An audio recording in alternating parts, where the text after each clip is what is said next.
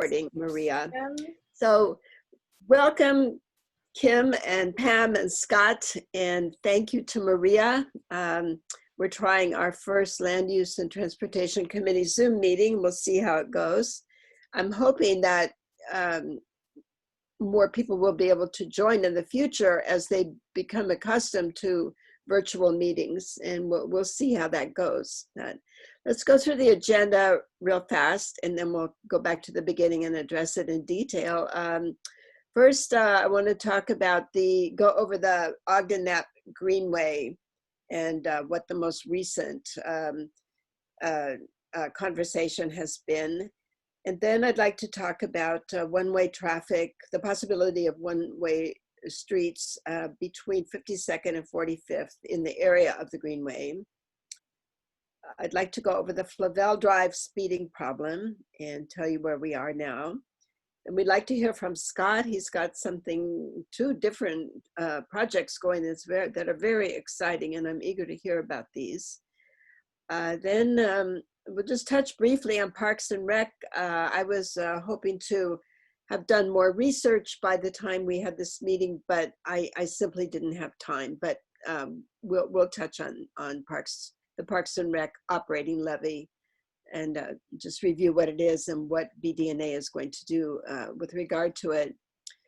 I also am frustrated with cars parked too close to intersections. It's very dangerous because you just cannot see who's coming, right or left. And so, you know, I see lots and lots of people who are not minding the law, but there isn't any enforcement. So what do? We can talk about that. Then I want to talk about trees in Brentwood, Darlington, and specifically the case of 5425 Southeast to Henderson Street, which taught us a lot. And then I'd like Kim to give us her thoughts on tree preservation here in Brentwood, Darlington. And finally, I'd like to talk a little bit about what all the Land Use and Transportation Committee might embrace as we go forward. It doesn't need to, we've expanded it quite a bit from land use and transportation only, but there are so many other possibilities. I'd like to just hear from people what they think and what's interesting for them. And then I'm hoping that we can get through the agenda by 8:15 and 8:30, and we can adjourn early unless we have a conversation going that people want to continue. So either way is fine. So let's go back up to the top to the Ogden Knapp Greenway. We have been proposing to PBOT that it route the Greenway through Brentwood Park and come out where the new gates to the Learning Lab have been installed, and at that spot we could put in a bicycle repair station. Then the Greenway would jog south to Ogden and continue on Ogden all the way to 45th. Now the part of the Greenway that's being built as part of the nearest upcoming project is going to run from 82nd Avenue basically to 52nd, but the Greenway is projected to continue west eventually all the way to the Bybee Max station. We're concerned that if it hits 45th Avenue at Knapp, which is the present plan, it's not going to be safe because Knapp is almost on the edge of the steep face of the southeast uplift, and it's very difficult to, you can't really see the cars coming up the hill. It's not safe. And so, so we've been pushing to have the Greenway go out on Ogden. And at first we just communicated with a planner named Zeph Wagner, and he kept telling me, oh, okay, he would talk to the project manager,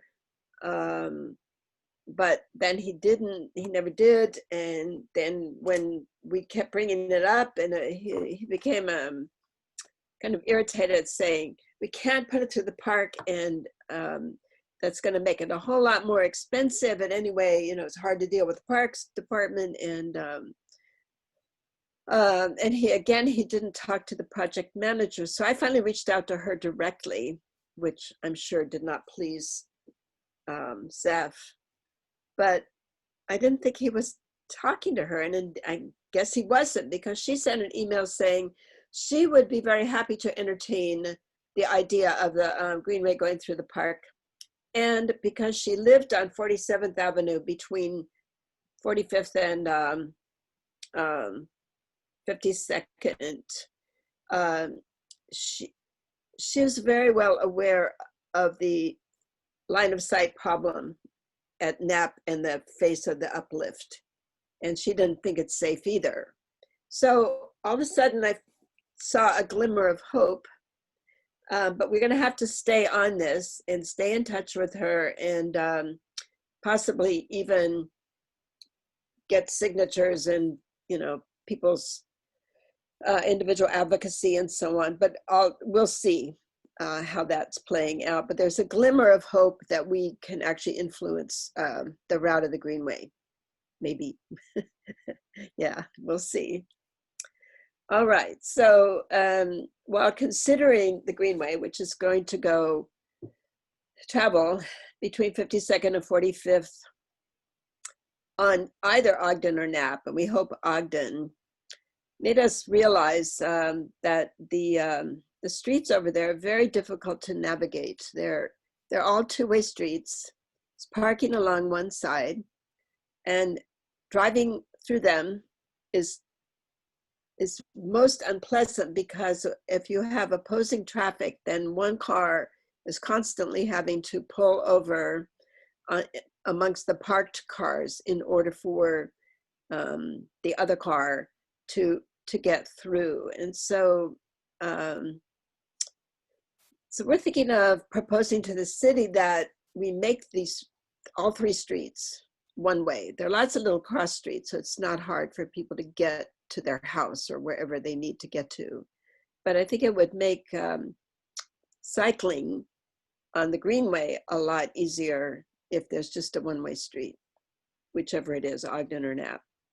So I asked people who live in that area to ask their neighbors what they think, but I haven't heard back from anyone. Ryan Ernst, who's a resident here in Brentwood Darlington, has offered to go door to door in that area and just sound people out and explain the virtues of one-way streets. So I think we'll ask him to do that, and maybe he can have a little questionnaire or a petition that people could sign, and that would speed things up. And then we'll connect with the city and say, you know, we really want to do this. That should be a pretty easy sell to the city, I would think, because it just really doesn't require that much in the way of capital improvements, right? So what do you all think of one-way traffic on those streets?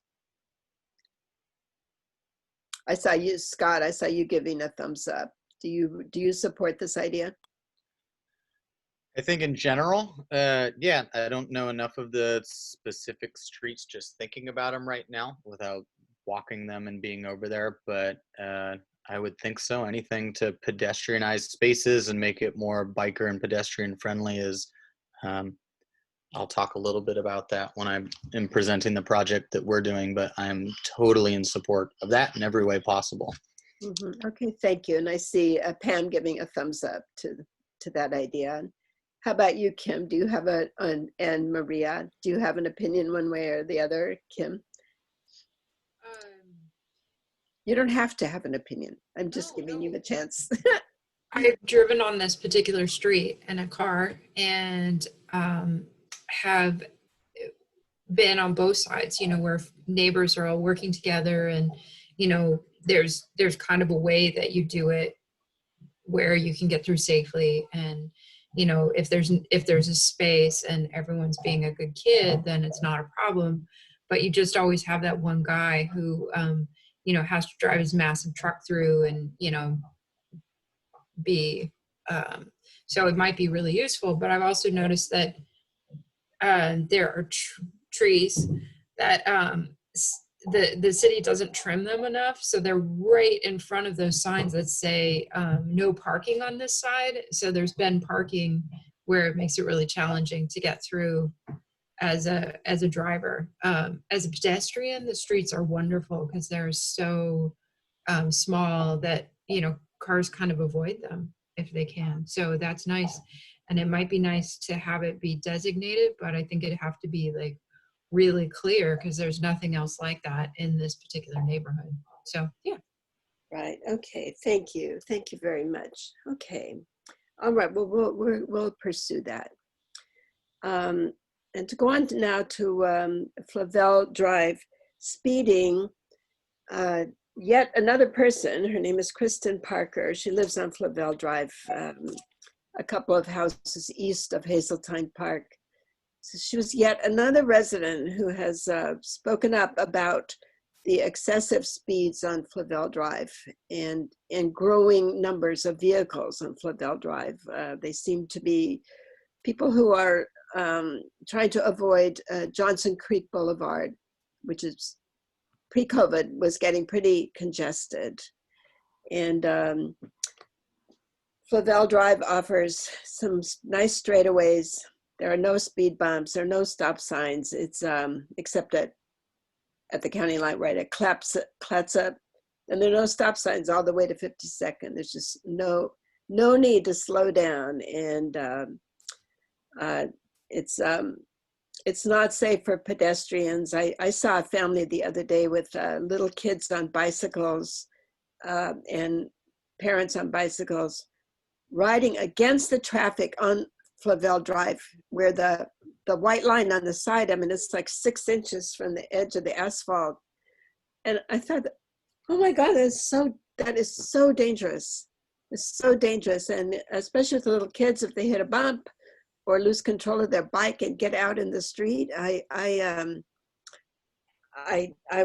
was really worried about them, but they seemed to make it through okay. But we need to make it a street that is much safer for pedestrians to walk along and cross, and for people on bicycles to ride along. So what we're doing is this Kristen Parker has a radar speed gun. And so she's been recording speeds for us. And then we bought one for the BDNA.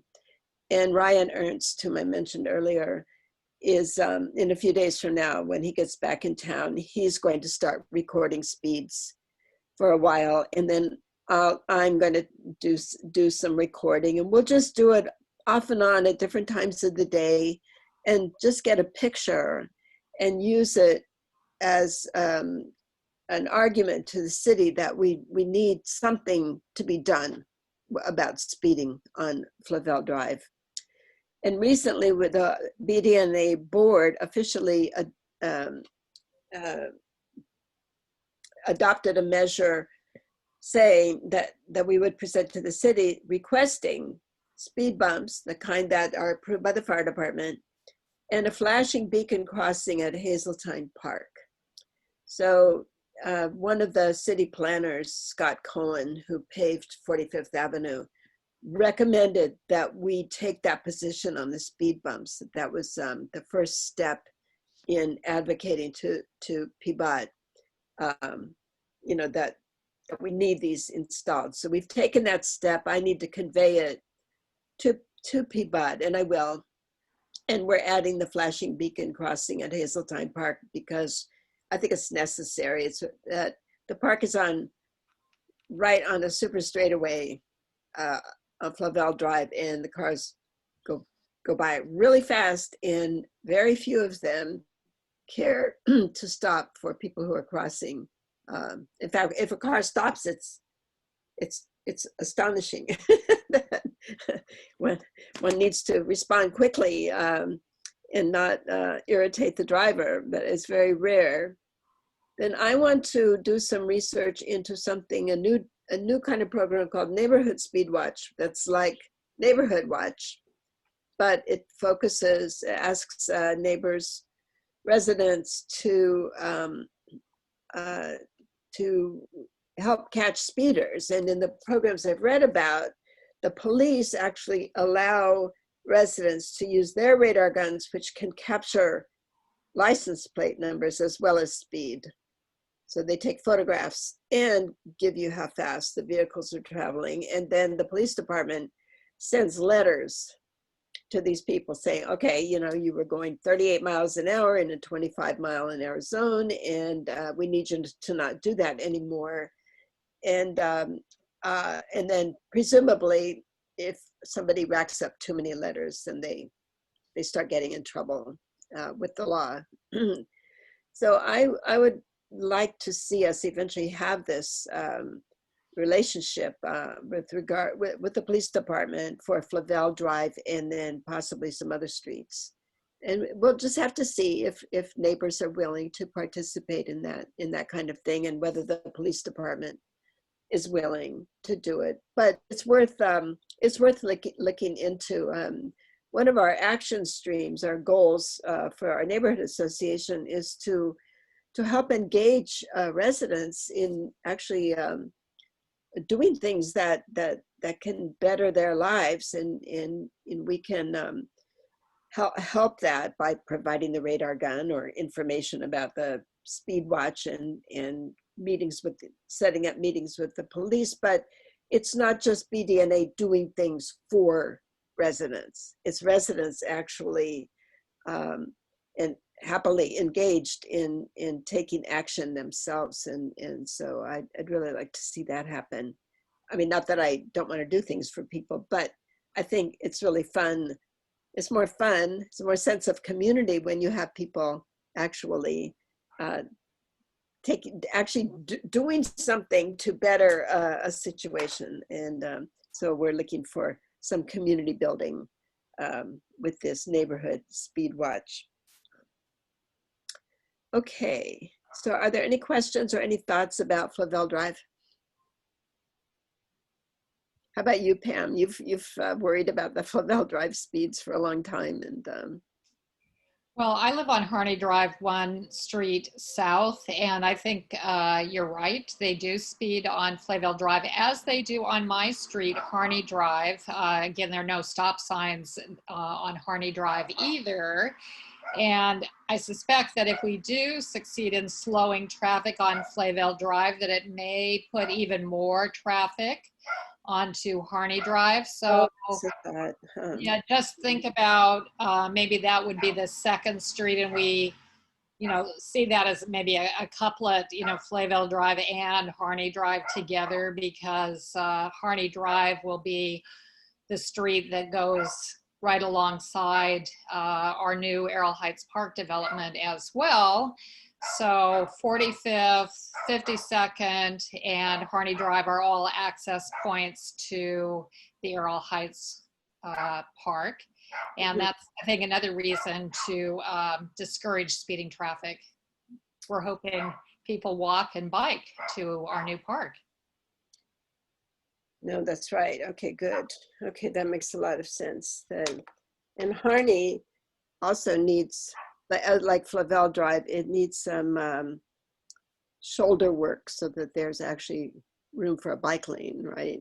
Yes, please. We see bicycles going up and down, you know, all the time here. And it's a very, very small, overgrown shoulder. Mm-hmm. Right, okay. All right, thank you. Any other thoughts from others about the Flavel Drive speeding? Okay, all right. Okay, well, Scott, tell us about your right-of-way improvements in the invasive species removal and your partnership with the Honeybee Society. Gladly. Is it okay? Can I do a screen share and show some slides that go with it? Can you enable that for me? Okay, Maria, our genius, is going to, she can possibly do that. Give me just 1 second. Scott, if you know exactly how to do that, I'm open for, I'm gonna make you a co-host and then you should be able that works. to do that. Let's see. Okay. Does that work? This will stop other screen sharing. Do you want to continue? You can stop my screen sharing. It's just, there you go. Yeah, we can see your screen now.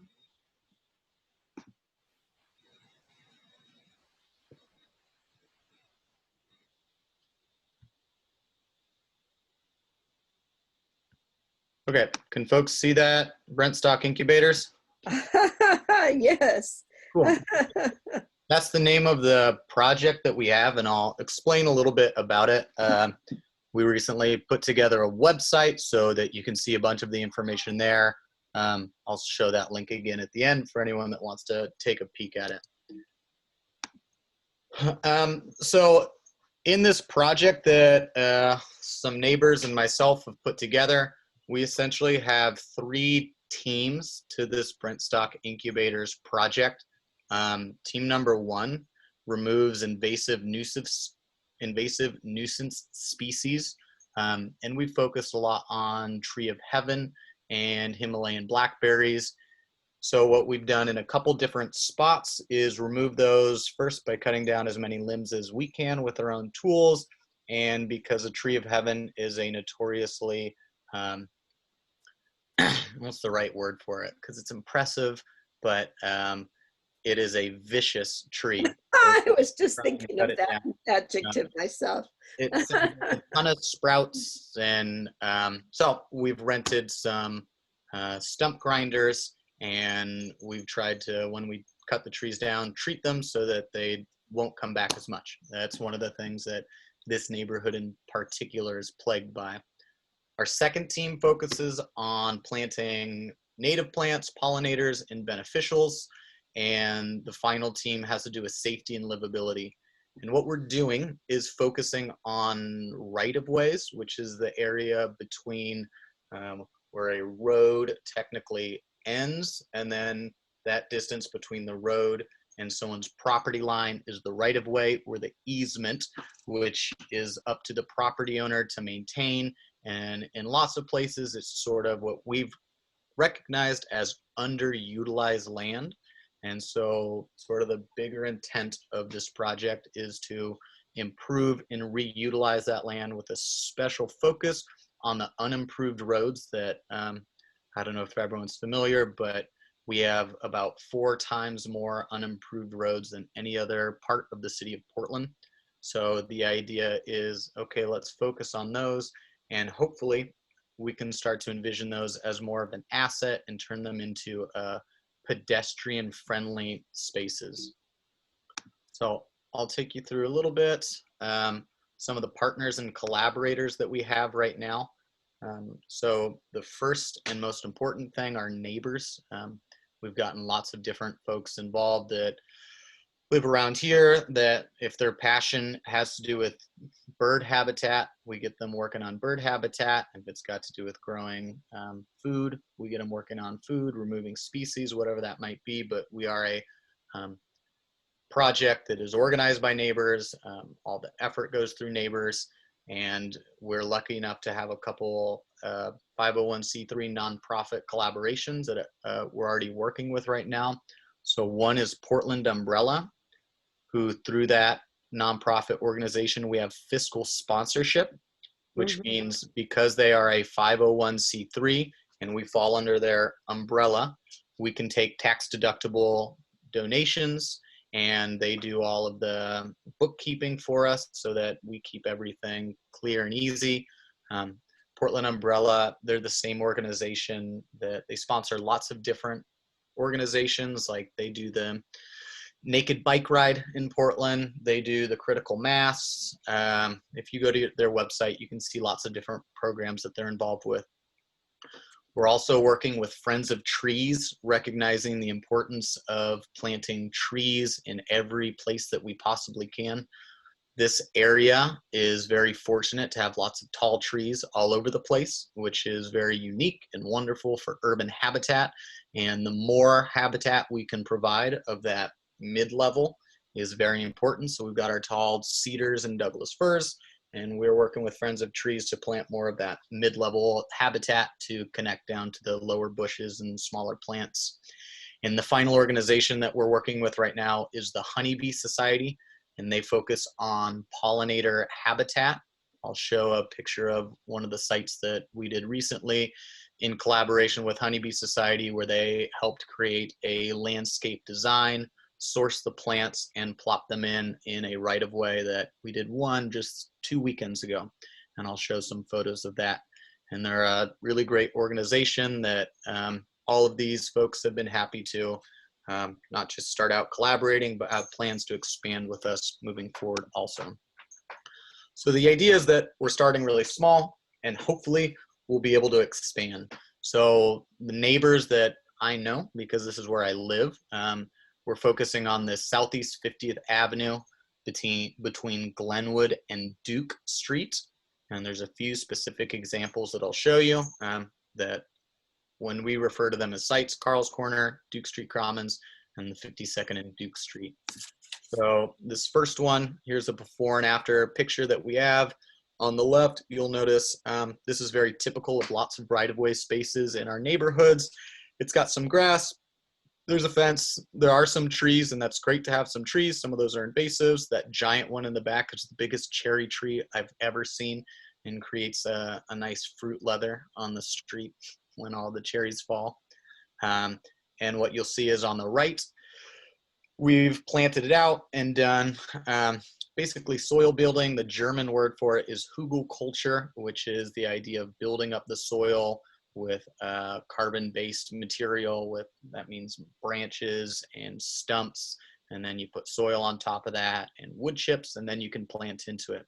So at this point, we've got plum trees and squashes and tomatoes and pollinators and lots of beneficials, and it's turned that area from sort of a dry, not too much going on, to a pretty beautiful area that we worked with the Honeybee Society, and that has become a specific hummingbird habitat site. And so there's some signage that goes along with that that's educating neighbors as well.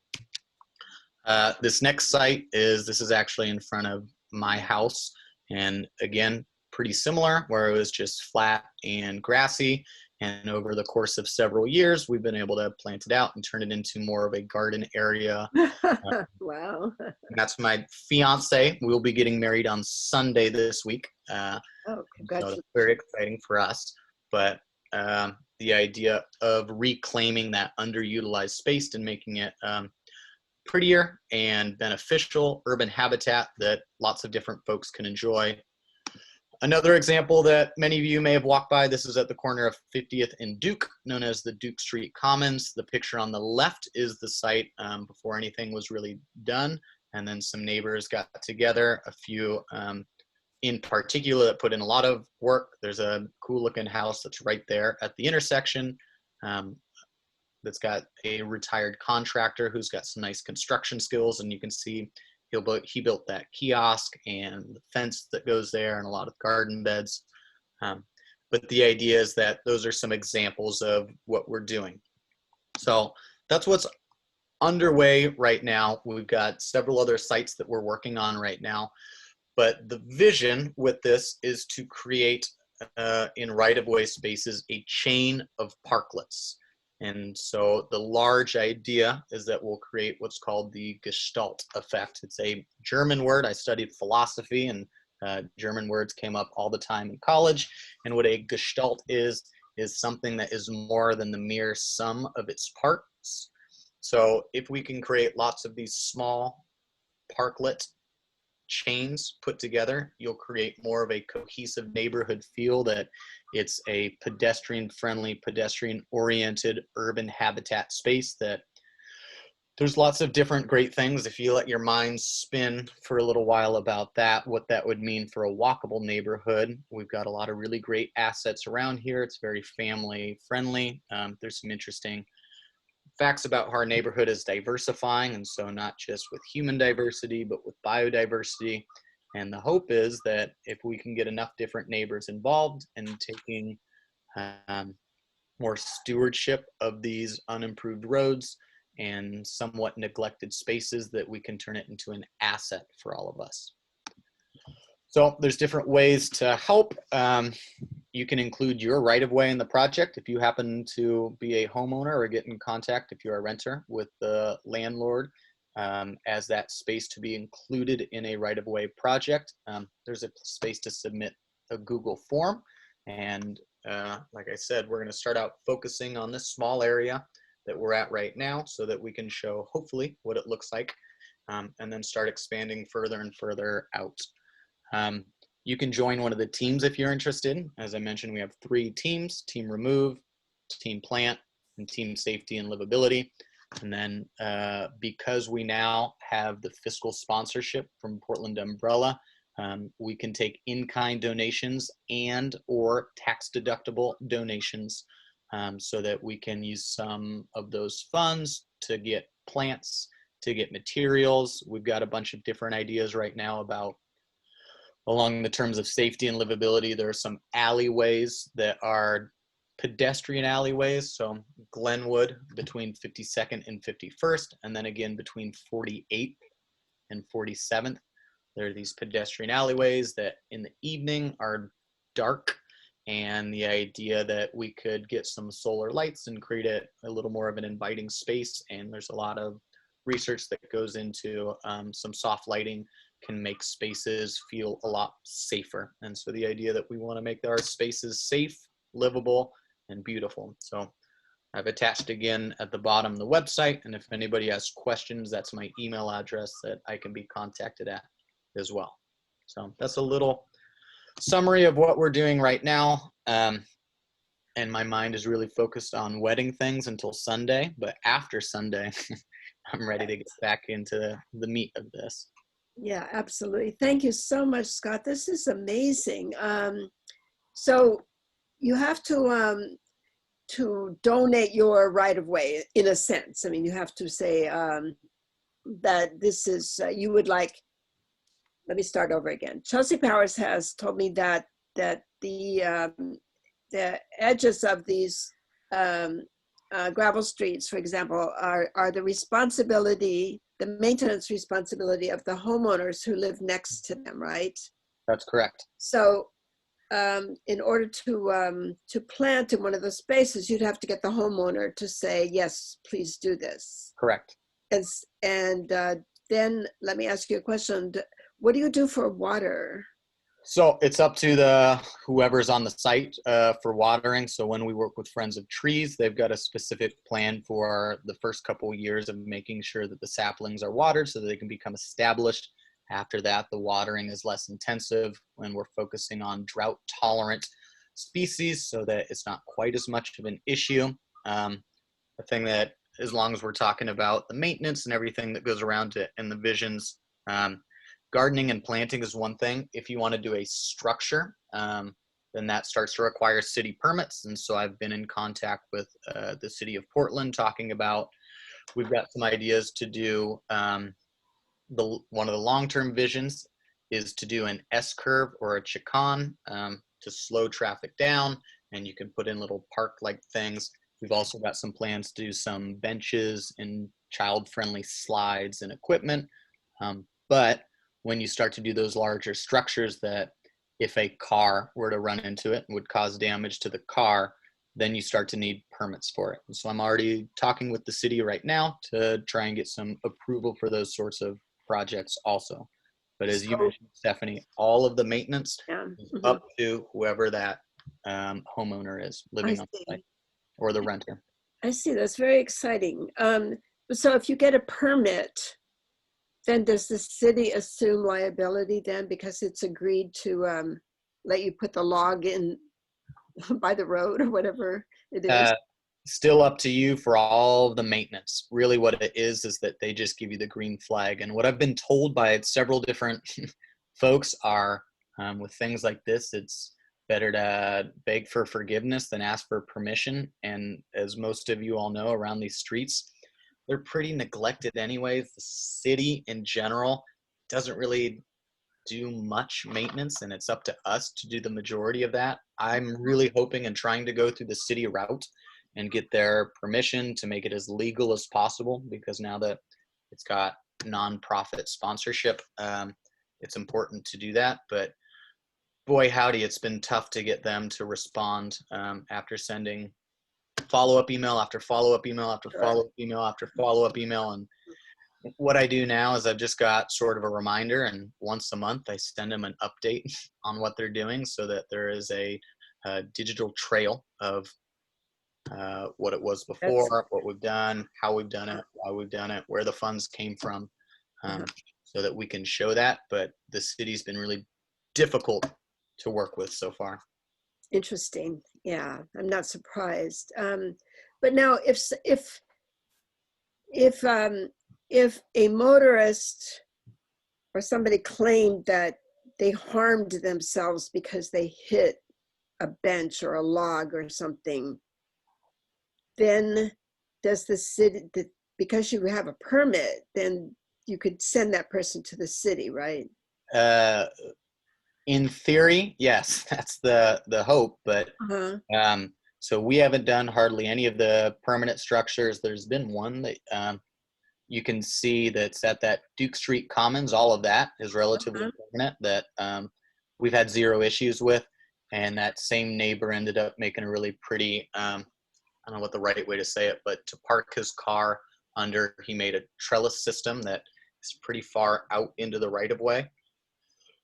And that only went in a couple months ago. There haven't been any issues with that so far. It would really probably not cause too much damage, but that's one that he did on his own and hasn't had any problems with it, but the city did not give their official permitting approval for. And you can see lots of things like that all over. People that are putting planter boxes out in their right of ways that, yeah, if you were to drive your car into that, it would mess up your car pretty good. Those things are heavy. And again, one of the ideas that it has to do with is the more you can encroach in, though, and a road feels a little tighter, people drive slower naturally. So that's one of the other things that helps lower the speeds also. No, it's probably unlikely that there would be the kind of problem I'm raising. I'm just a bit paranoid because. But it's important to think. So we've been thinking problems who Stephanie, go around raising problems. I don't know if you see that.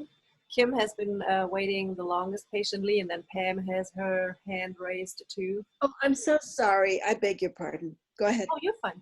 I think Kim, you were first. Why don't you go ahead? Did I? I'm like, these things are kind of in my wheelhouse. Very fascinated with this type of stuff, and I'm curious about the hugelkultur and if that helps with the watering. As I understand it, that really helps reduce it. And then it sounds like you have established a team of volunteers. Once someone gives the right of way to someone donates the right of way to your organization, that they walk them through the process of planning and planting. And is that correct?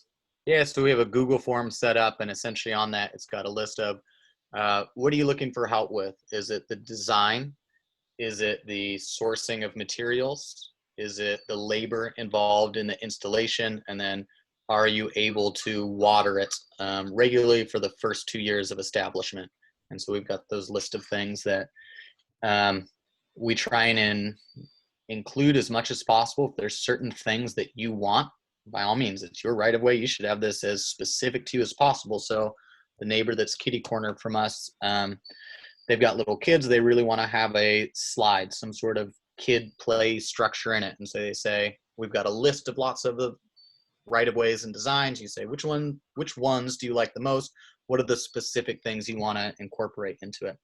And so we're trying to set it up that way. So ideally, the homeowner will do as much of the work as possible, and we're just there to fill in whatever gaps might be necessary.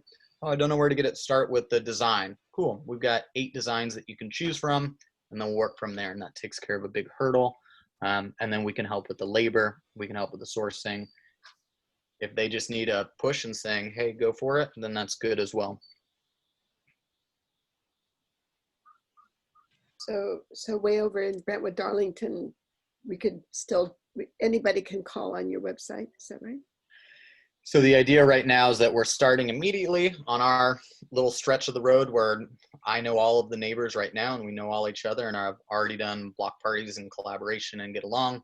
And so if we can set up a good example, then I think we'll be ready to expand out after that. And then Pam, you've got your hand raised also. Well, Scott, I think this is just very exciting. So thank you so much for sharing this information with us. I had no idea it was going on. And I'm assuming that the name of your organization, Brent Stock, refers to a vision that it will be both Woodstock and Brentwood Darlington neighborhood associations as you scale up. Is that correct? Crossing our fingers, yes, but we want to make sure we start out small before we get in over our head. So start out small and incrementally expand.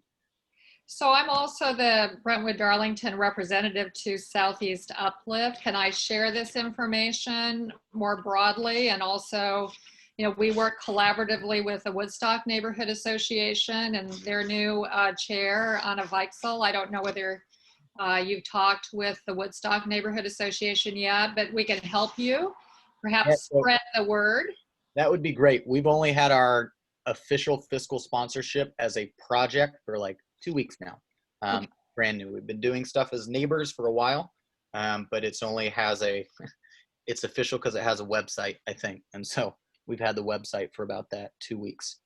And So if I go out to the website, do you have some verbiage there about, the history and the vision of your organization? And it, of course, it's a first round iteration. We'll be updating it. Whatever insights, advice folks have, let me know.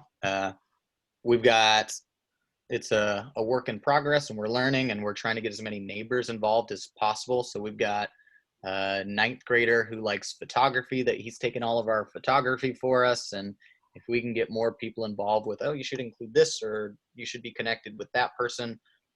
We're still in as much information gathering as we can right now. And to tie it sort of a larger picture with my involvement in it, I'm starting the Portland State University Masters in Urban and Regional Planning.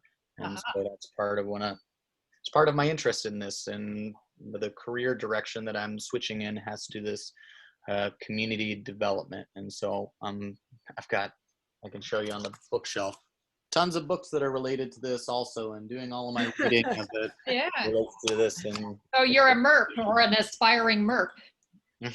Have you seen the study that the Masters in Public Administration or Urban Studies students did a couple of years ago on Brentwood Darlington? They did a master plan for us. It's fantastic. I've gotten a ton of information from that, and that's where, like, did you know how many unimproved roads are here in the neighborhood? Like, I get almost all of that information from that report. It was really well done. So Stephanie, Scott may or may not know about our Tgm grant. It's a $250,000 planning grant that we helped secure for the city from the state of Oregon, and that is going to be running into high gear this fall. So it's looking at comprehensive land use and growth management. And I personally would like to see some emphasis on preservation of open space and livability, not just commercial growth, as that takes off. So maybe we can think about how to tie this project into the Tgm planning effort. And I really like the link that you made explicit between transportation, like traffic calming, and neighborhood beautification and habitat. And so as we get to our next agenda item about the embrace of this committee, I think this is just an excellent example. So thank you again. Yeah, we're really excited about it as well. So I appreciate that also. Anything, suggestions of folks to be in contact with, send me emails about it. After Sunday, though. Wait till after Sunday. After Sunday, yes. Okay, thank you so much, Scott. This is just fantastic. I had no idea either that this was going on. And so when you sent me the note about it, I was very eager to learn about it. Well, so I'd be curious about that as well. I don't think I sent the note to it. I've got an idea of who may have, but I don't think I'm the one that originally sent the note about that. Well, you signed it. You said, thank. Well, anyway, okay, I can share that with you some other time. And I thought that it came from you. So. And then my apologies as well, but I'm gonna leave early because I've got all of my, they're not I my was in-laws yet in town, but they will be my in-laws in just a few days. And so we're having dinner over with them this evening. So I'm going to excuse I myself. was going to suggest that you do that. And thank you so much, and congratulations on your wedding. I hope everything goes wonderfully. Thank you so much. It's supposed to be 101 degrees now. I know. It I was know. for, the weather forecast was for rain, and we went, oh no, let's plan for that. And then they changed the weather forecast from rain to 101 degrees. And we went, oh no, Oh Lord. for that. Oh, But okay. Well, best of luck with that. thank you so much. Bye, Okay. everybody. Good night, Scott. Take care. And, um, okay. So before we go on, I'd like to welcome Crystal Brim and Siri Grubb to our meeting. Are you both there? Hi, Crystal. It's nice to meet you. Inner Southeast Action is, could you tell us just a little bit about what that is? I'm not familiar with it. Sure, we're a new community group, and we've been around for about a year. We focus on sustainability, community organizing of neighbors. One of our, we started out with a series of breakfasts on the Greenway, inspired by Breakfast on the Bridges, and we did this along Greenways in Hosford, Abernathy, Richmond. We did them in Ladd's Edition. So what we did was we served muffins and chai and coffee during commuting morning times last summer. And we had conversations with neighbors on the Clinton Street Greenway and the Lincoln Harrison Greenway and the big interchange in Ladd's Edition, really with talking with neighbors across neighborhood boundaries all through Southeast Portland about what they would like to see happen in their neighborhoods and how they use greenways. We are promoting anything that creates a more ecologically sustainable future. So we're very interested in transportation and housing issues. And out of those Greenway conversations came a project that is now coming to fruition at 30th and Lincoln. There's a mural going on the streetscape at this huge intersection that we brought neighbors at that intersection together with resources, specifically with city repair, and our group members helped to steward neighbors at that intersection through a design process. Right now, they're wrapping up. They came up with 3 designs and then had those posted at the intersection where people could vote. And at the end of this month, the design will actually be painted on that intersection. We do things like book groups and other like advocacy on policy level and just community building and across neighborhood lines. That's Oh, okay. Well, it sounds wonderful. Thank you for that explanation. If you'd like to receive our reports and notes and meeting notices and so on, feel free to put your email in the chat. Okay. All right. Thank you. I've been following the Brentwood Darlington Facebook page for a long time, and I've been to meetings. I am also a homeowner in Brentwood Darlington, have been for many years. Oh, okay. Well, welcome. And very good to learn about your projects. It's amazing. And so Siri was with us and now she's gone. So I don't know what happened. So, all right, maybe she'll come back. All right. Okay, well, what'd you think of that report by Scott? How about you, Pam? have to unmute myself. No, I'm very excited, as I mentioned to him earlier. And I could probably, brainstorm for another half hour just on some of the ideas that he planted in my brain. But, like Flavel Drive with our traffic calming, and how Flavel Drive ultimately goes down the hill and joins Johnson Creek Boulevard, and right adjacent to that is the City of Milwaukee Maintenance Department. I mean, and there's huge right-of-way areas along Flavel Drive as it goes down the hill to Johnson Creek, which would be sort of prime, I think, territory for what Scott was describing. And maybe City of Milwaukee might actually help staff some plantings. I don't know, but they are adjoining Brentwood Darlington on our southern border. So I always look to Milwaukee for partnership opportunities. Mm-hmm. Okay, yeah, no, those are great thoughts. Anybody else? How about you, Kim? How does it sound to you? It sounds fascinating. Yeah. I'm curious. I would be curious to see where this area is. I looked on the website to see where it is. I have walked on that particular corner that he mentioned, so I'd like to be able to visit and see what has already happened. And yeah, I think it's really well thought out, and it could be a really terrific benefit to the neighbor building, Mm-hmm. ecologically, all sorts of good things. Yeah, I think it has tremendous possibilities. Yeah. How about you, Maria? Do you like the sound of it?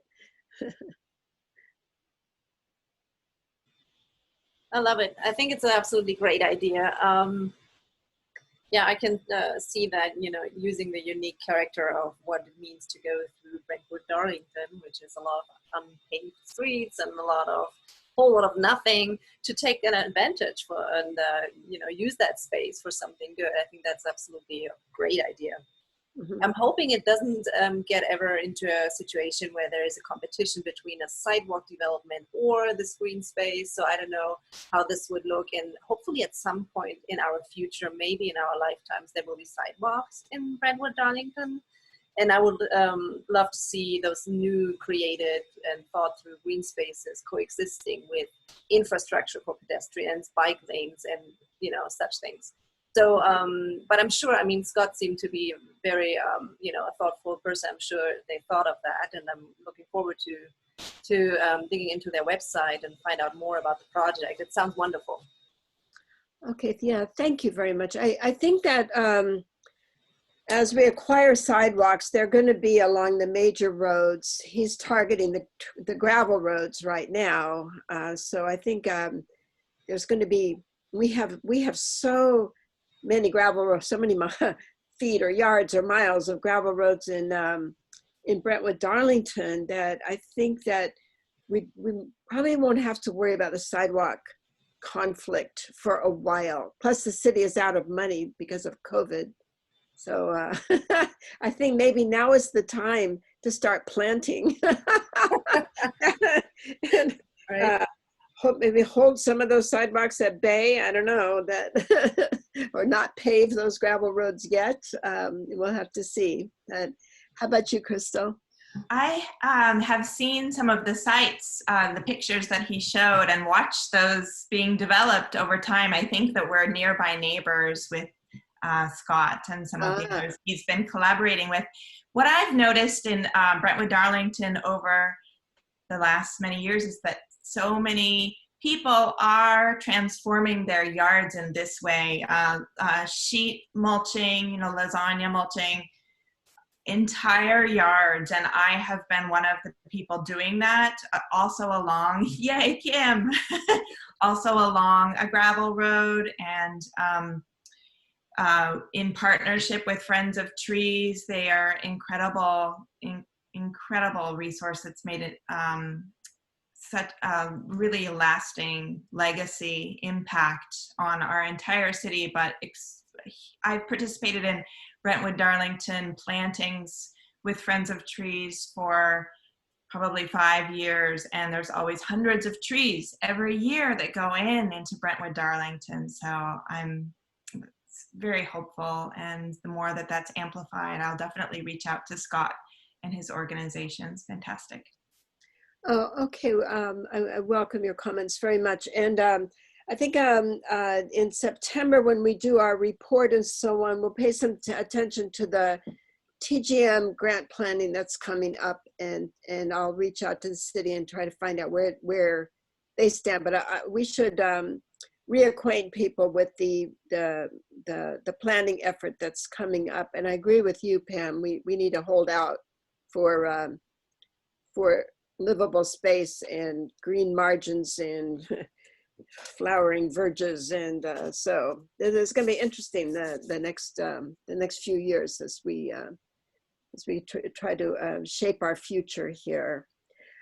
Since we were talking about all these wonderful green plants, I think I'd like to talk about trees next, and then we can go back to the Parks and Rec and the parked cars.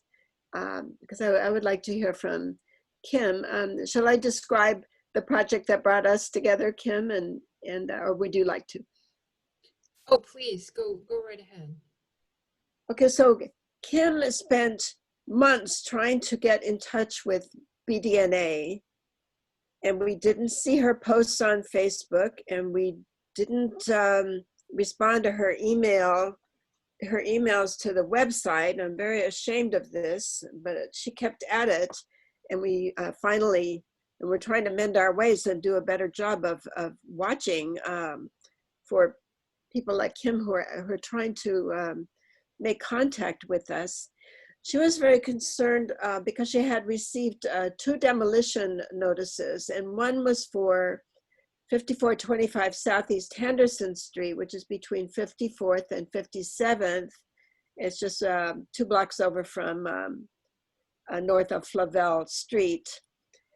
And at that site, and I went by the site too, you can see that there are some tall trees in the backyard, and she was worried that they might be valuable fruit trees that were going to be have their lives ended along with the house, but we couldn't.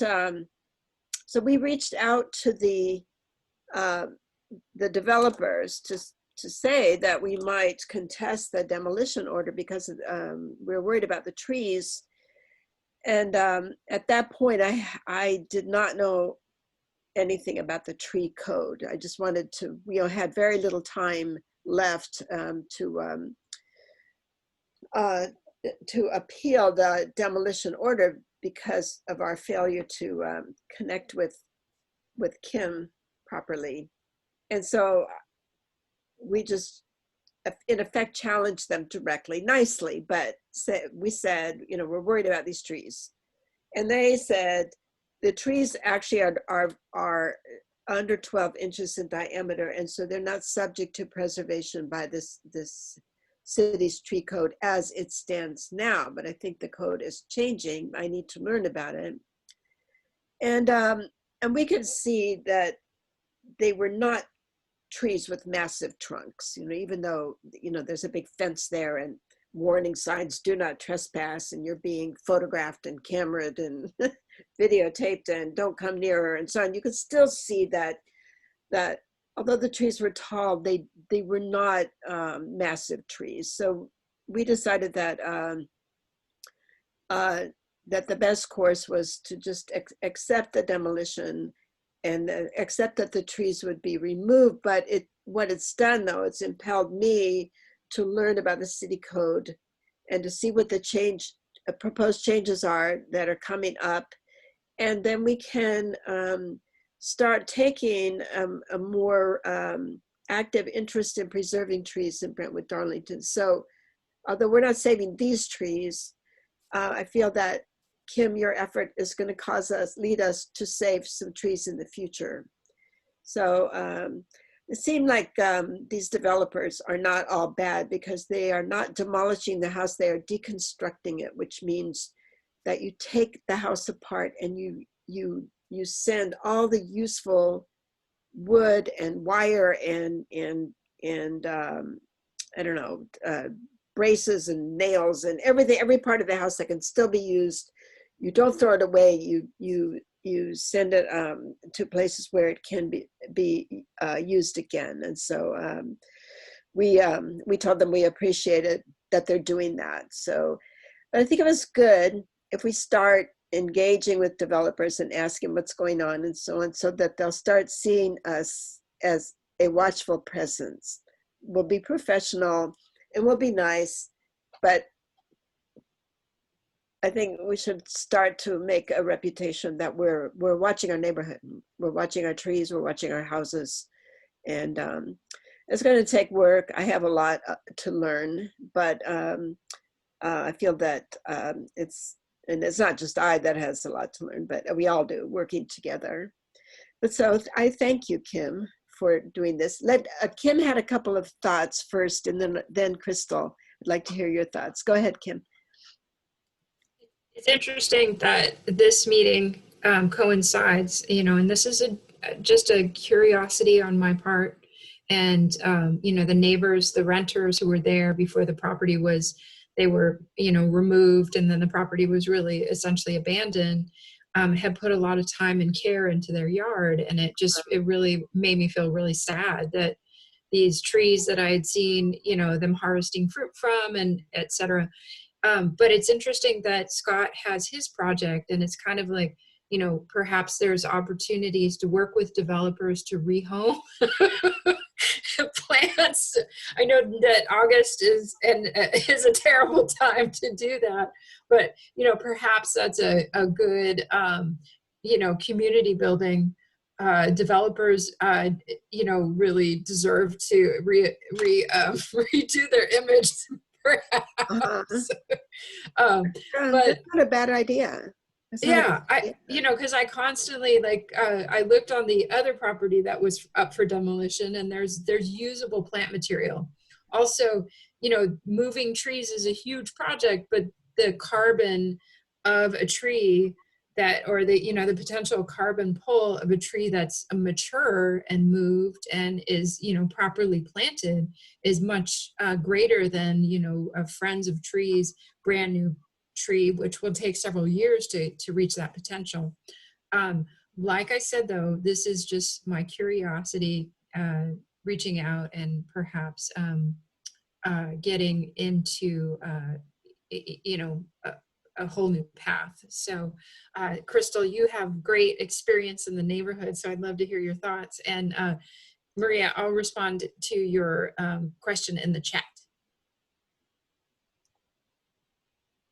One question about those properties you've been observing go through their transformation. What is being built there, and what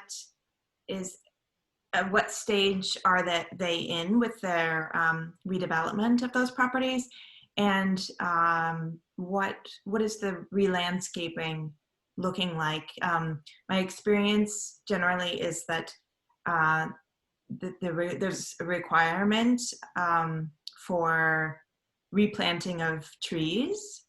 So I'm wondering what you've seen. Thank you. Do you want to respond, Kim, or shall I?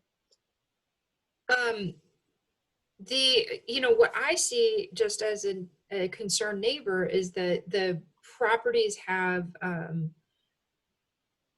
some properties are now putting fences around trees, but before that had really been heavy machinery on the land. And then there's, just a simple, big box bushes or, trees that may not be fruiting or et cetera. There's, that planning of putting in something that's going to be helpful to the neighborhood or, really thrive and replace something that was previously thriving. I haven't seen evidence of that. So, not being scientific, just having been observational of what I've seen in the last, having been a Portland resident for many years. Does that kind of answer your question? Well, I'm wondering at these particular properties, what stage are they in, and what do you know what's going to be built there, or what has been built there, and wondering if, yeah, that time would tell what they would replant, I suppose. Well, so for the one on Henderson Street, and I haven't looked at the other one, I found an application for a permit to build a new single-family residence on that site. And then the developers told us that as well, that the property owner is going to build a new house there and she's going to plant new trees. And so there will be a house of some kind, but I don't have a sense of how large it's going to be. And the houses that are getting built right now tend to be pretty big and not leave a lot of room for trees. So we don't know at this point. Though as of today, and I was wondering if this would be anywhere on the agenda, a major transformation in land use policy in Portland, residential infill project got approved, and that's right. I was going to bring that up later, even though it's not on the agenda. yeah. So I mean, that's major. Really, that's national news even. So if nothing has yet been built on that site, I mean, we're going to see some very different decisions than now that things are possible other than one large house. Yeah, thank you. Okay, but they have, for Henderson, the owner has already applied for a permit to build one house. So I think that's what she's going to be doing. But your point is well taken, that we may see lots of an increase in density of housing construction. But we're seeing that now. I mean, what happened a few years ago was that the city of Portland recognized, I'm putting that in quotes, the narrow lots of Brentwood, Darlington, and other parts of the city, meaning that the city officially accepted them as places as lots on which you can build houses. And so what I'm seeing, as I've learned how to find data on what's happening, I'm just seeing all kinds of lot partitioning going on all over Brentwood, Darlington, and then people building buildings on these new narrow lots that have been created. So developers have been trying to densify Brentwood, Darlington for several years now, and they've been real successful by splitting lots, but we may see this other kind of development now going forward that the residential infill project permits, which is up to 4 units on a single lot that once held one house, you know, and so we may start to see some, changes in the number of buildings per lot and less of the lot partitioning that we've been seeing. So, this is, as we try to envision our future through the TGM planning effort, I think we need to really take this kind of thing into consideration. You know, how dense do we want to be? How high do we want to go? And in the report that I sent out earlier, I pointed to this development that's occurred on 63rd and it extends all the way over to 62nd. It's 2 lots south of Duke Street, and it's 6 narrow lots were created, and 2 buildings have been placed on each one. Each one is 2 stories high. One on each lot, one is called a single family dwelling, and the one behind it is called an accessory dwelling unit, but it's 2 stories high too, and it looks just like a house to me. I don't know why it's being called an accessory dwelling unit, but it's a very dense development, 12 units in what used to be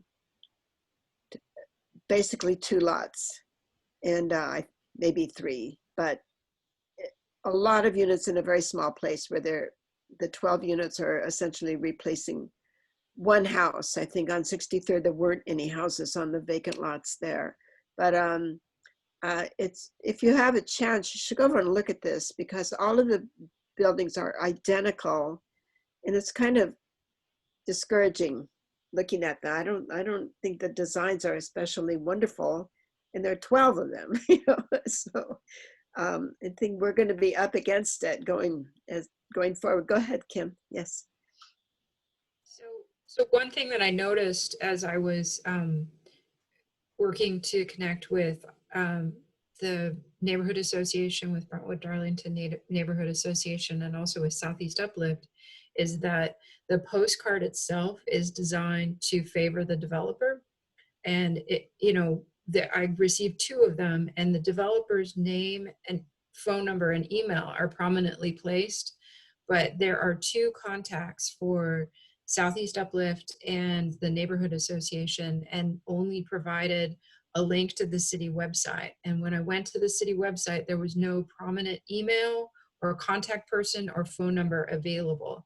And when I clicked the link on the Brentwood Darlington Neighborhood Association website, that link was broken. I saw. So I went there and did that too, right? Yeah. And so what I think could be useful, especially since it's in the agenda items of, like, you know, participating in the conversation with what types of developments are being approved in the neighborhood, is advocating with the city to have more prominent placement and a better representation administratively of the Neighborhood Association and of Southeast Uplift, providing the same amount of contact information as is the developer. So not just a website that links to the city site, but a website, a person's name, a phone number, and an email address that would definitively mean that if a neighbor was interested enough to contact, that they could potentially reach someone right away, which I think would help and would, you know, encourage people to have their voices heard and their opinions and etc., you know, all those things. But I think that's a you know, an action item that could potentially create some change. So, do you still have the postcards? I may need to go through my blue bin, but I don't think I took photos of them. So it wouldn't be that hard to call the city, but I'm sure getting a response from them, asking them to send more postcards. Okay, well, if you could possibly find one, I should have asked you earlier because I have never seen them postcards. And okay, but if you can't, okay, don't spend more than 5 minutes on this. Okay, you got it. But let me know, and if you don't find it, then I'll see if I can get an example somewhere else. Right. And thank you, Stephanie. Yeah. So oh, go ahead, Crystal. Let's see. It was Pamela who shared that Brentwood Darlington would be one of the 2 neighborhoods most affected. So my question is to Pamela, do you happen to remember what the other neighborhood described was? Yeah, it's been maybe 6 months since I read the report. As I recall, it's in the appendix.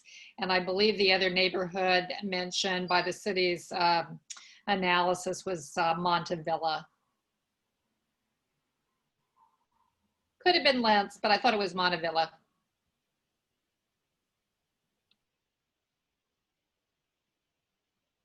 Okay.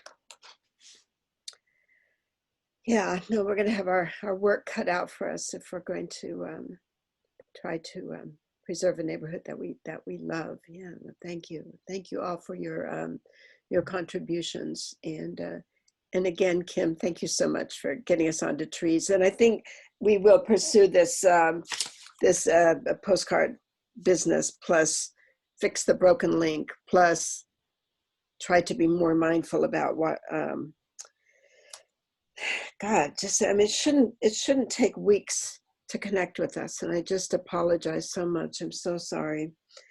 Anyway, Stephanie, can I quickly share a screen here, because I happen Please. to have that displacement risk and report open here in front of me, where it shows on the map the displacement burden, and where clearly Brentwood Darlington is like almost the only one. I think the other one is Montevilla Inlands, as Pam said.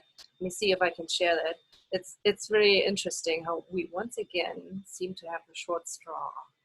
Let's see.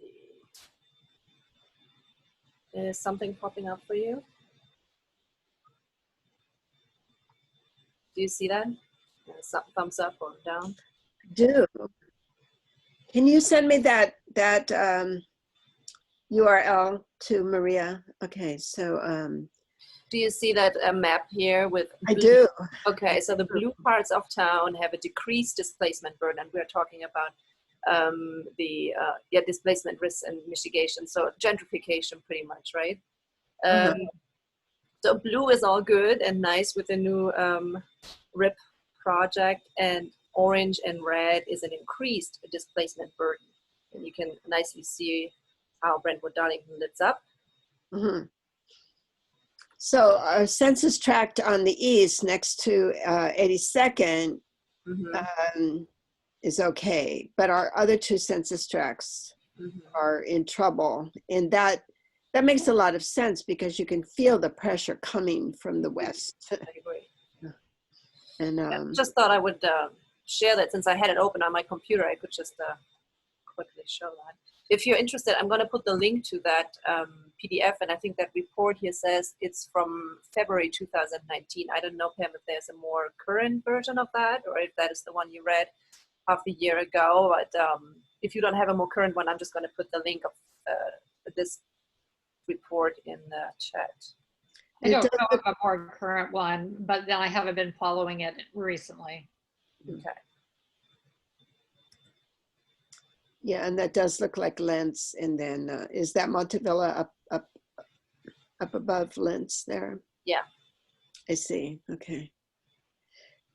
Oh yeah. Okay. So we're and then Mount Scott Arleta too is yeah, FOBO. Well, parts of it at least. Yeah. Okay. That's interesting. I wonder with all the new developments that are going to happen. I wonder two things. One of them, there's going to be a ton more of property taxes going towards the city, I assume, because property taxes are no joke in this town. Is there a plan for how those are going to be used? Those, additionally property taxes, where are they going to go? And then the other question I have is, the secondary effects of changing the housing market the way this project will changing it is pretty intense. And I'm talking about an infrastructure that is pretty much non-existent in Brentwood Darlington. Now, if you put so many more houses into that same neighborhood and that same weak infrastructure, what is going to happen to that? What's going to happen with schools? We have that many more houses and all that available. Are the schools going to get more funding? There's just so many thoughts, so many things that come in a second thought when you think about, first of all, more housing is always good, right? But then there's a lot more to it. And I wonder if that's, I don't know, if you're really aware of all the consequences. Well, I was looking at briefly through the residential infill project text today because we had let me just start over again. It looks as though you can build triplexes and fourplexes only on streets that abut, only on lots that abut streets that the city has accepted for maintenance. But then I couldn't find out what that meant. I don't know what is, for example, my street has no sidewalks and it does have storm drains, but it's just a strip of asphalt. Is that a street that the city has accepted has agreed to maintain? Anyway, I have to try to find that out, but the gravel roads are clearly not streets that the city has agreed to maintain. So maybe this gives us a chance to claim our gravel roads. But on the other hand, not that many properties front on the gravel roads. There's some. So I don't know. Yes, there's a lot to figure out, Maria. I agree. And I appreciate your calling this map to our attention. And I'll try to find out. I thought I would bring up the residential infill project in detail at the next meeting after I'm able to understand it better. Right now, I don't understand. Still had her hand up too. Sorry. Oh, okay, go ahead. I'm sorry. Crystal, you had your hand up? Oh, yes, thank you. Well, two things. I personally know many people looking, who are currently renters looking to buy houses, and the last 2 or 3 months, counterintuitively perhaps, has been an extraordinary ramp up in demand for, because interest rates are so low, but especially in the under $500,000 market, for under $400,000 market, there's desperation. You know, it's for affordable, you know, and that's all a relative word. It's not the technical word, but relatively affordable. And so definitely 2 or 3 housing units built in a smaller area makes those relatively more affordable than one large house in the same amount of space. I'm also thinking, you know, just speculating the impact, you know, the tax generation. Well, schools are funded by enrollment, and so more families means more children being enrolled in schools. And Lewis is, everybody loves Lewis Elementary. So yeah, just seeing maybe some relief for, and people want to live in our area. So yeah, looking forward to welcoming some more new neighbors. Thank you. Well, the purpose of the residential infill project is to increase the housing stock here in Portland, and particularly for people who have been priced out of the housing in the past. And so if that happens, if we don't my concern is that I don't want to displace a lot of people, but maybe having affordable housing will mean that they're not displaced. We'll see. You know, in our demographic profile has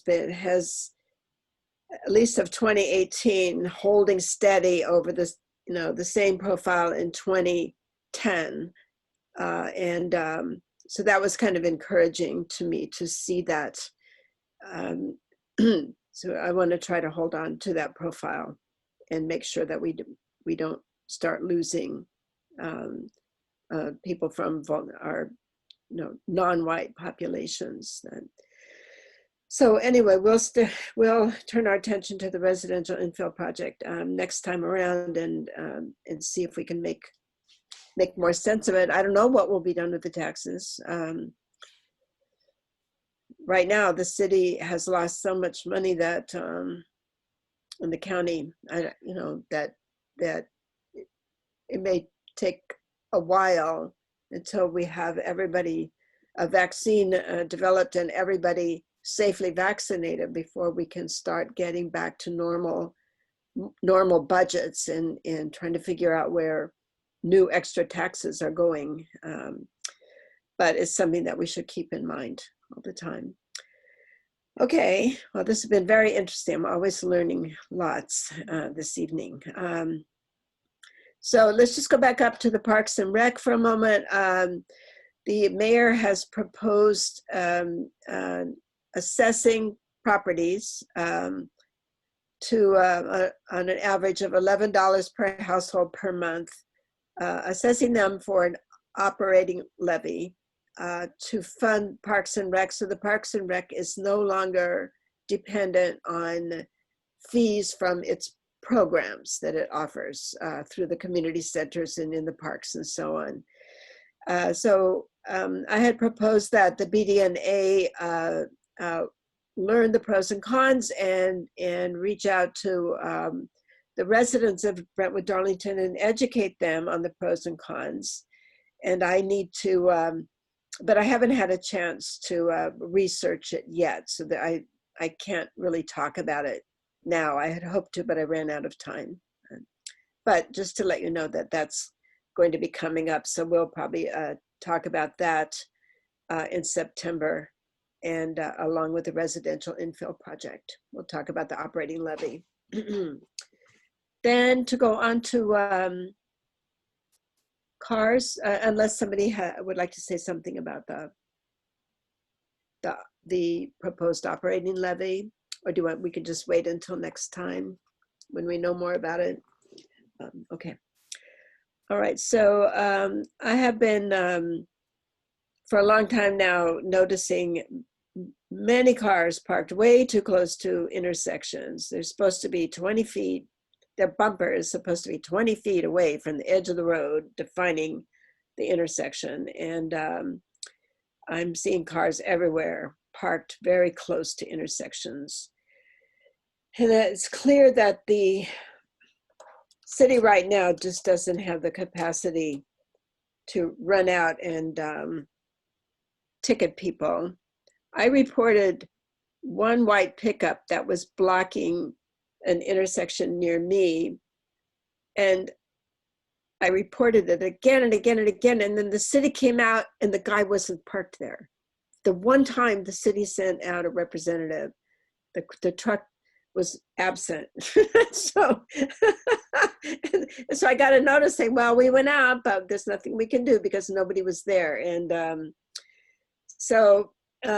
somebody, and I don't remember, suggested that the neighborhood association could make handbills that it places under the windshield wipers of cars that are not parked correctly, saying, you know, the law is you've got to be 20 feet away, and you're blocking, you're blocking line of sight here. You're making it very dangerous for people who are trying to make turns one way or the other through this into the intersection.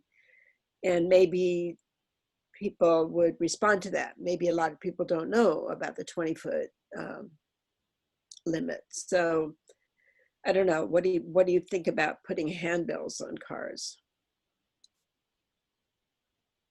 Any thoughts? You don't have to have any, but I thought maybe we could do that. We get communication money from Southeast Uplift, and we might be able to put something that's professional and informative that, again, just lets people know that we're watching, and maybe it would bring about some behavior change. I don't know. I don't know what else to do, really, because calling the city is kind of a lost cause because the parked cars aren't always there to be ticketed. But I do feel that we should do something, and I don't know.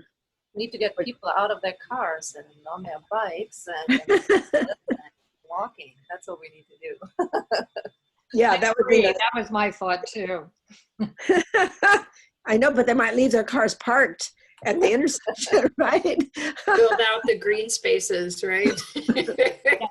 Yeah, they are parked on the green spaces up on 60th near me. Yeah, they're parked on valuable green spaces. That's another thing that I didn't like either.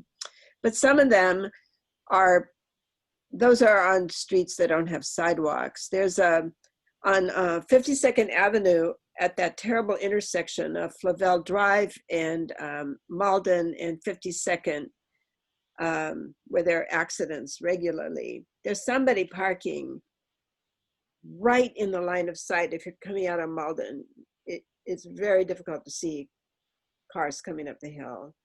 And I really want to put a handbill on that car. But I see cars parked badly all over, either next to sidewalks or on valuable margin land. So I think we should do something. Maybe we can bring it up for a discussion at the board and see what people think. And maybe we can find out whether other neighborhood associations have tried putting handbills under windshield wipers. Yes, Crystal. I think that active transportation communities, Bike Loud and others, because what you're describing, even at that particular intersection of 52nd and Malden, there's the bicycle lanes there. Yes. And that line of sight is especially a hazard for vulnerable people on bicycles. So you might have that's a good idea. There's probably people working on that I'm sure 100% people are working on that already. So natural coalition building. Right. That's an excellent thought. Yeah, I can do that. I can reach out to them and find out what they're doing. Okay, so that we've worked our way pretty well through the agenda, and now we're coming to 8 o'clock, which brings up the question of what the LUTC should embrace. It used to be just land use, just responding to notices that something or other was going to be built in X place. And then it's been extended to transportation and now air quality and parks. Probably we're going to be looking at the costs of water and the effects of climate change. I think that's a natural. And also I want to make sure that we always remember tree preservation, and then highlight efforts like Scott's so that we can join that as well. We have a lot of urban farming going on in our midst, and it would be lovely to see more of that. And we have the amazing center and that Brentwood Darlington's built around the Learning Garden Lab and the community gardens and the orchard up there, and Master Gardeners, and they're just like a natural focal point from which should be radiating out, a whole lot of urban farming, and I would really love to see that happen. So that's another possibility that the land use committee, could extend. We can be informing people. We can get people enthusiastic about joining Scott's effort, and we ourselves have had some discussions. I mean BDNA people saying if we joined forces, we could probably find ways to cooperate with neighbors who aren't using their yards for anything and would love to have someone farm their yard, and then they can share in the produce. We have people who are expert at preserving food who would love to give lessons. If we can get past COVID and use the community center again, we've got a professional kitchen there where we could do wonderful recipe sharing and cooking demonstrations. Kim, yes.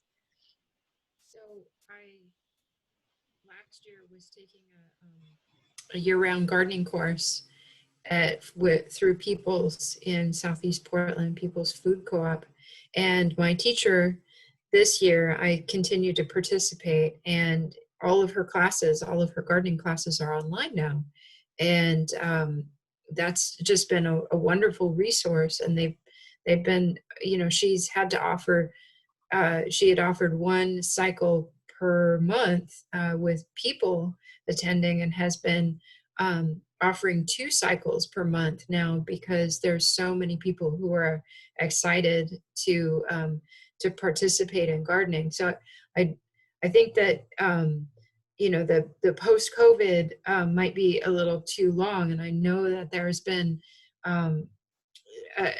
astounding amounts of people gardening and selling out gardening centers. And I participated in a seed saving workshop this past weekend, just simply because I was like, I'm not sure if I'll be able to get seeds this coming spring.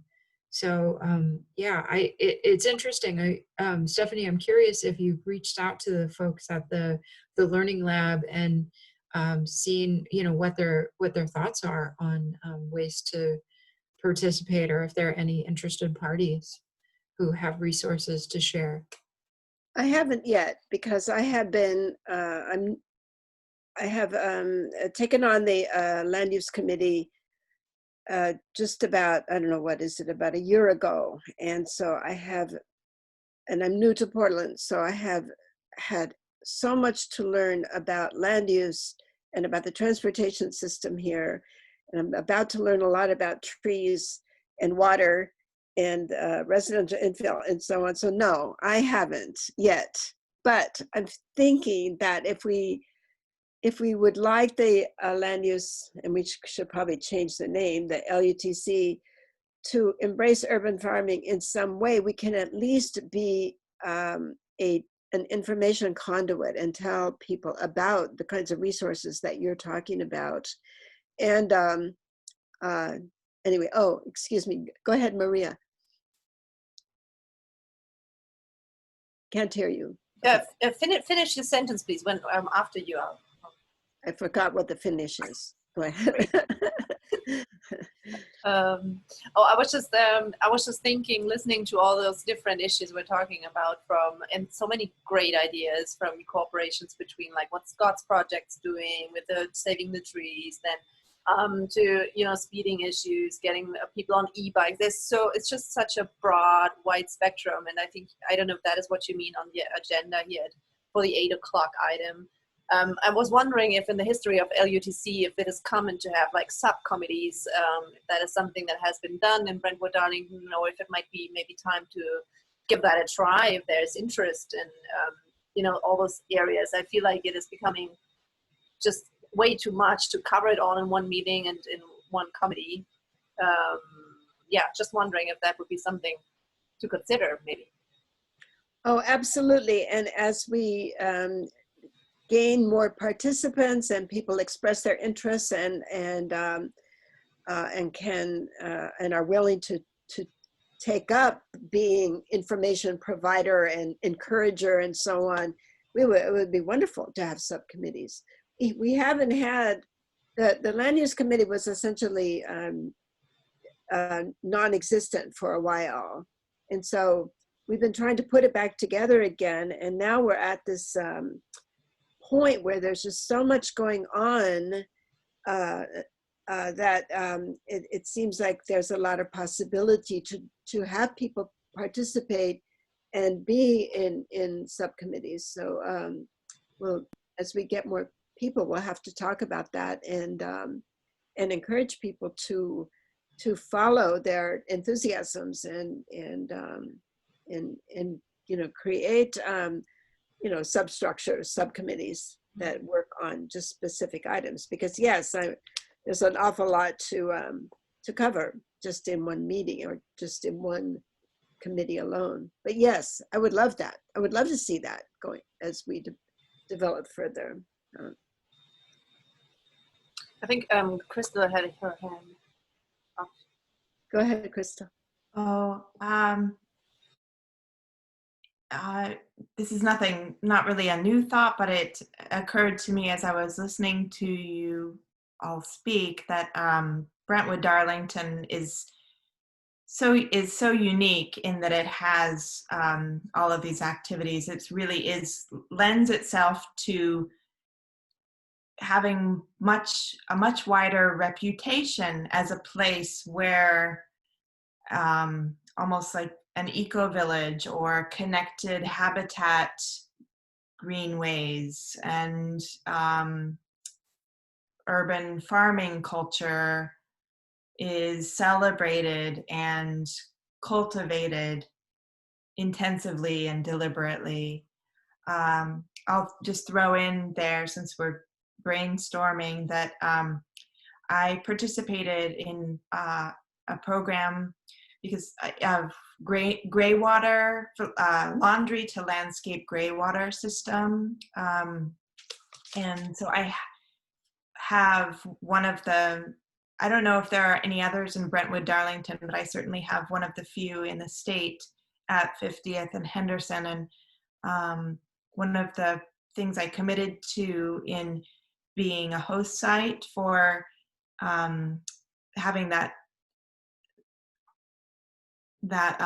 system installed at that house is to be an educational resource. And so I just signed up also for so that I could learn more about gray water use through this nonprofit that is promoting those in the state and in our city. So I would love to personally and to use this piece of property to promote gray water education. Oh my gosh, that's wonderful. Oh, wow. Okay, yeah, we accept. Thanks for listening. Let's see, Pam just added something to the chat. Let's keep the BD&A committee broad in scope. I personally see everything through a climate change resiliency lens with land use, housing, and transportation as its two main branches. Yeah, but we can still have subgroups that that work on things, don't you think, Pam? Like gray water or all of the above, but realistically, as you mentioned, right now we don't have enough participants to break into subcommittees. So right. Mm-hmm. Or all of the above. Right. Yeah. Okay. We just have to do what we can at the moment. But I think this is that Crystal and Kim are bringing wonderful resources to us, and Pam worked so hard on Arrow Heights Park and got some really beneficial changes made. And you'll be glad to know that we're not going to have giant soccer fields there with nighttime lighting and parking and stadia and stands for fans and so on. And this, and I attribute a lot of the progress towards a natural park to Pam. You really put this focus on Arrow Heights Park, Pam, and it was wonderful. Thank you. Okay, well, we'll just, we'll do what we can.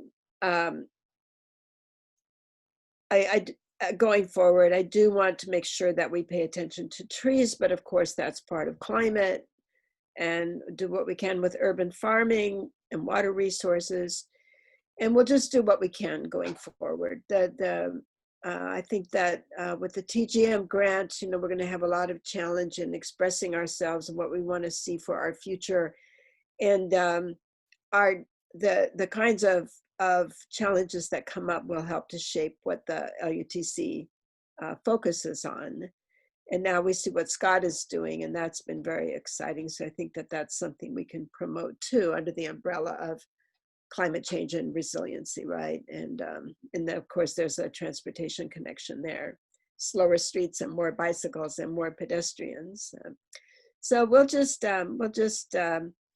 extend a little bit to embrace trees and urban farming and water, and then we'll see what happens going forward.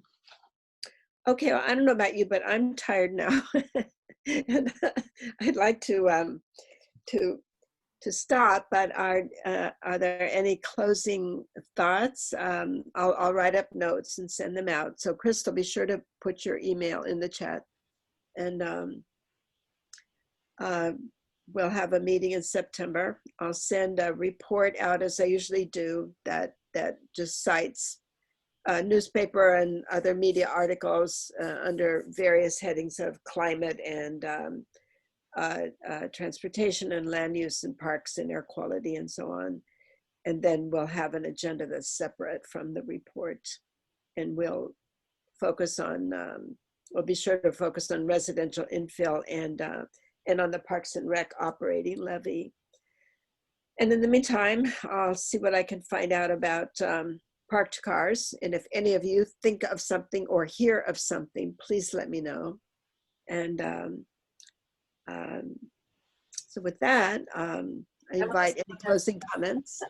Pamela still has her hand up. Stephanie, if anyone else is tracking on Precision Castparts air quality issues, I just happened to check the Seattle law firm that has been litigating on our behalf for the last couple of years. And tomorrow at 1:30, there's a public hearing in Multnomah County Court to discuss certification of the class for the class action suit.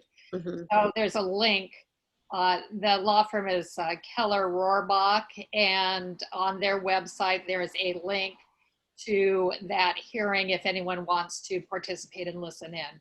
Oh, I didn't realize it was a public hearing. So, okay, that's good to know. That's good to know. Yeah, It's a court proceeding that's open to the public. I see. Okay. All right. And we don't know what Precision Castparts is actually doing as far as production right now, right? We don't know if they're emitting anything. Well, I see a lot of cars parked there, and I still see plumes coming out of their smokestacks. I see. So, Okay. yeah, they've had a couple of furloughs. They've reduced their employee count by about 1/3, but they're still operational. Warren Buffett just took a $10 billion write-off on Precision Castparts in their annual financials. So things may be slowing down there. But can we find out whether they're submitting the emissions data to the health authority that they're supposed to submit? How can we find that out? I tried looking it up at the health authority end, and I couldn't find whether, I don't know how we can get hold of that data or find out whether PCC is even doing anything. I think it goes to DEQ, and then Oregon Health Authority draws upon that data set. Oh, okay. So is there a way, would you know how to find out whether PCC is complying with the requirement that it monitor itself? I can try and do some Googling. I mean, I assume that they are, but then of course, there was that Oregonian series about lack of enforcement on air quality issues throughout the state. So I'm skeptical. Right. Yes, I am too. That's why I'm asking. Well, if you could find out something, that would be nice. So we all live in the plume here, and it'd be nice to know that the plume was thinning. Well, I'm just praying this lawsuit goes forward, Uh-huh. or that with Boeing's production problems and bad publicity, that the business sort of resolves itself. But I know there's a lot of jobs at stake as well. Yeah, that's right. I mean, they laid off a lot of people worldwide. Warren Buffett's empire, right? Laid off 10,000 people worldwide. God. So, all right. Well, if you can find out something about whether PCC is actually complying with the emissions monitoring, that would be great. Okay, everybody, I'm going to adjourn the meeting, and I hope to see you in September. And it's been a wonderful discussion, and thanks for all of that each of you is doing. It's just fantastic. And look for that card, but again, no more than 5 minutes. Okay. Thank you. Okay. Well, good night, everybody. Thank you so much. I beg your pardon? Thank you, I said. Thank you so much for the meeting. Oh, you're very Good meeting. welcome. It's my pleasure. Okay. All right. Hope to see you next time. Okay. Bye-bye. Bye. Okay. So, Maria, what do I do on my end? Do I just leave?